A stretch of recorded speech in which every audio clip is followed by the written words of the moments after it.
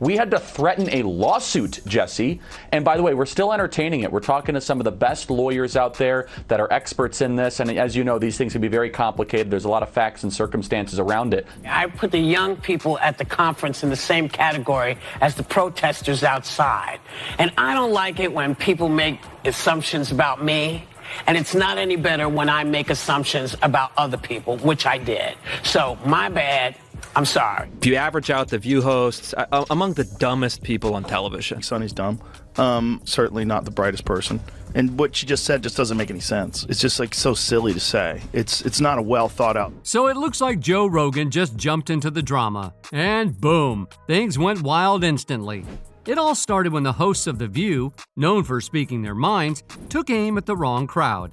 What followed? Not just a social media spat, but a full-blown $100 million legal wildfire. And just when it seemed like things might settle down, Rogan, armed with his signature honesty and a mic that echoes across millions of earbuds, stepped in to stir the pot even more. It's more than a news story, it's a cultural battlefield, where one careless comment can set off a chain reaction. At the center of it all is Charlie Kirk, the outspoken head of Turning Point USA, who wasn't about to let this one slide. When The View seemed to connect his student event with neo-Nazi protesters who weren't even part of it, Kirk saw red. He wasn't just defending himself, he was defending 5,000 students, many still in high school, who now had to carry the weight of a terrible implication. Cue the legal team. Turning Point fired off a cease and desist letter faster than you can say lawsuit, demanding an apology and a retraction from ABC. And guess what? The View did issue an apology, but for Kirk, it wasn't just about saying sorry, this was about principle, about standing up when mainstream TV gets reckless. So Charlie, do you accept The View's apology? I mean, regardless of whether or not I accept it, the question is, do our students accept it? That's really what's at heart here. And then came the legal bombshell, a $100 million defamation lawsuit. This wasn't just a shot in the dark, it was a thunderclap warning. If you smear people for clout, there could be a very expensive price to pay. To top it off, Rogan chimed in with his signature no-filter commentary, calling out the nonsense and breaking it down in his usual brutally honest style. 1 minute you're watching daytime TV, the next you're in the middle of a media war zone, where reputations, millions, and the future of public discourse are all on the line.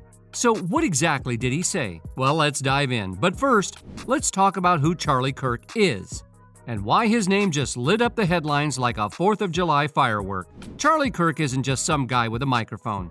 As mentioned earlier, he's the founder and face of Turning Point USA, a conservative student movement that's been making waves across American college campuses for years. He's known for rallying young conservatives, challenging liberal ideologies in schools, and let's be real, stirring the pot wherever politics and culture clash. He's the author of The College Scam, a book that doesn't hold back when criticizing the modern education system. Love him or hate him, Kirk is a force who knows how to command attention. And when he feels his people are under attack, he doesn't play defense, he goes full offense. And that's exactly what happened when The View, the daytime TV talk show, famous for bold opinions and hot-button debates, decided to talk about Turning Point's Student Summit. During a segment, some of the hosts made comments that seemed to connect the summit, and by extension, its thousands of young attendees, with a group of extremist protesters holding neo-Nazi flags outside the event. These individuals weren't part of Turning Point, not even close, but the implication was there, and it hit hard.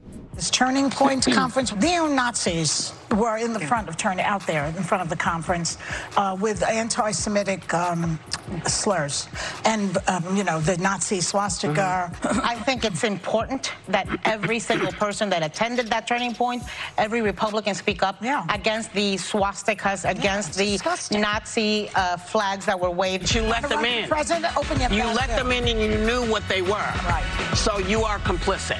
I want to make a quick clarification about the neo-Nazis at the Turning Point event. They were outside protesters. My point was more metaphorical, that you embraced them at your thing, I felt. For Charlie Kirk, this wasn't just another political jab or a difference of opinion. This was a full-blown attack on the character of 5,000 students, many of them still teenagers, who showed up to learn, connect, and be part of a movement. According to Kirk, the damage wasn't just to his organization, but to every student who might be unfairly labeled because of what a few TV personalities said on air. and he wasn't about to let that slide. Instead of letting it blow over, Kirk's team fired back. Hard. First came the cease and desist letter, demanding The View retract their comments and apologize. Not just to save face, but to correct what Kirk and his legal team saw as defamation. And just when people thought it might quiet down, boom, the real bombshell dropped. A $100 million lawsuit against The View and ABC News. Now, this isn't the first time that ABC or the hosts of The View have been hit with lawsuits. And honestly, if you've been keeping tabs on them, that's no surprise. There are a lot of people who aren't fans, especially because of the way these hosts speak so confidently from behind their studio desk, tossing out hot takes while waiting on their next paycheck. For years, Whoopi Goldberg ruled The View like a queen, shutting down guests, bulldozing opposing opinions, and delivering her thoughts like they were gospel. But in one jaw-dropping moment, all that dominance cracked. And just when you thought the drama couldn't get any spicier, enter Joe Rogan. Yes, the podcast king himself weighed in. And you know when Rogan speaks, the internet listens. He tore into The View, calling out the blatant hypocrisy of their attacks. Smiles, applause, and warm greetings from the same hosts who are now trashing them. Rogan didn't stop there. He roasted the show, accusing them of abandoning a real conversation in favor of sensationalism and clickbait. His most savage jab? If you average out the IQ of The View's hosts, you might still struggle to hit triple digits. That one stung.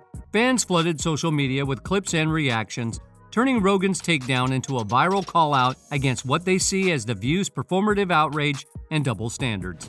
And let's not forget Sunny Hostin. She's been stirring the pot for a while now, and this lawsuit just put a spotlight back on her past comments. Remember when she criticized uneducated white women for their voting patterns? That moment sparked major backlash. And what did Sunny do? She doubled down. She applauded black women for trying to save this country again.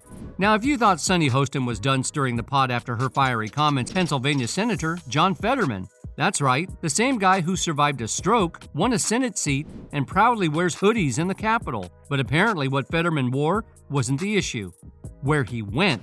During a recent episode of The View, Sunny let loose on Fetterman over his eyebrow-raising visit. Now for context, Fetterman is a Democrat, and Mar-a-Lago is basically the GOP's home turf. That combo, it's like oil and water, cats and cucumbers, pineapple and pizza. Okay, maybe that last one's up for debate, but you get the idea. Sunny didn't just raise an eyebrow, she raised hell, calling the move a betrayal of democratic principles. She went on to question Fetterman's loyalty and motives, and naturally the internet did what it always does. It exploded. On social media, the backlash came hard and fast. Some praised Sunny for having the guts to speak her mind, while others accused her of deepening the political divide. Fetterman supporters claimed the visit was a gesture of bipartisanship. Sunny's defenders argued that it was a dangerous filtration with a twice-impeached former president. No middle ground, just fire. Let me ask you this, though. Since Trump's win, there's been a lot of soul-searching on the Democratic side, people needing answers on what went wrong. Do you think that is helpful, and do you think there should also be some soul-searching on the Republican side who need to analyze why they would nominate a convicted felon who ran on lies, threats of retribution, and concepts of a plan? But just when you thought things couldn't get more tangled, they do. Because Sunny's got more drama brewing. And this time it's not on set, it's in the courtroom. You see, the spotlight has shifted from her political commentary to her personal life. Her husband, Dr. Emmanuel Manny Hostin, a respected orthopedic surgeon and founder of Hostin Orthopedics and Sports Medicine, is now the target of a massive federal lawsuit. And we're not talking about some minor paperwork issue. We're talking about insurance fraud, potential kickbacks, and tens, possibly hundreds of thousands of dollars in allegedly fraudulent claims. According to court documents, Dr. Hostin is accused of improperly billing insurance companies, including American Transit, a big player in New York's transportation industry. For context, American Transit handles insurance for Uber, Lyft, and taxi drivers across the state. And when fraud enters the picture there, it's a big deal. Massive. The lawsuit alleges that Dr. Hostin submitted fake or inflated claims for medical procedures, including surgeries that may have not even been necessary or performed. And to make things murkier, the complaint suggests he received kickbacks disguised as dividends or business fees. If proven true, this isn't just a slap on the wrist. We're talking potential felony territory. So while Sunny is out here dragging political figures for filth, the feds might be dragging her husband into court. The irony? It's hard to ignore. Now circling back to Charlie Kirk, the conservative firebrand and founder of Turning Point USA. The drama with The View escalated into a full-on battle of words and legal threats. Kirk didn't hold back when he recently appeared on Jesse Watters' Primetime, delivering a scathing response to the liberal panelists of The View, who had publicly attacked his organization's recent summit. And what was the accusation that sparked all this?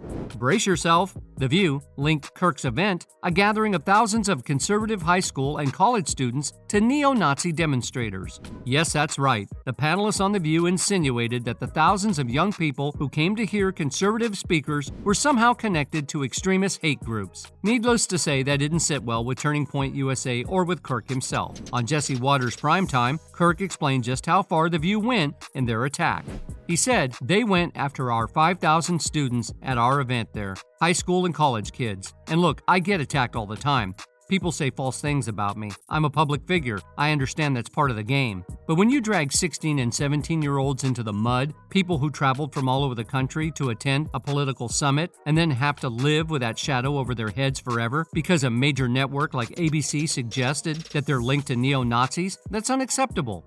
Kirk's anger was palpable, and his frustration was clear. Young students should never be tarred with such accusations, especially without evidence. He argued that the damage done wasn't just a momentary headline, but something that could haunt these teens for the rest of their lives. But that wasn't the end of the story. Kirk revealed that Turning Point USA had to take serious action to make ABC and The View back off. What did it take for us to even get an apology? We had to threaten a lawsuit, and by the way, we're still entertaining it, Kirk told Watters. We're talking to some of the best lawyers out there who specialize in media law and defamation cases. As you know, these things are complicated, but we're not backing down. Indeed, Turning Point USA didn't just issue a stern warning. They actually sent a formal cease and desist letter to ABC News over what they called defamatory statements made on The View.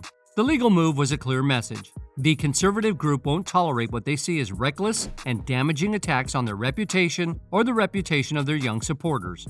Demonstrators were gathered outside the event and that they were not invited or endorsed by Turning Point USA. A Turning Point USA spokesman said the group, quote, 100% condemns those ideologies, and said Turning Point USA security tried to remove the neo-Nazis from the area but could not because they were on public property. Also, Turning Point USA wanted us to clarify that this was a Turning Point USA summit and not a Republican Party event.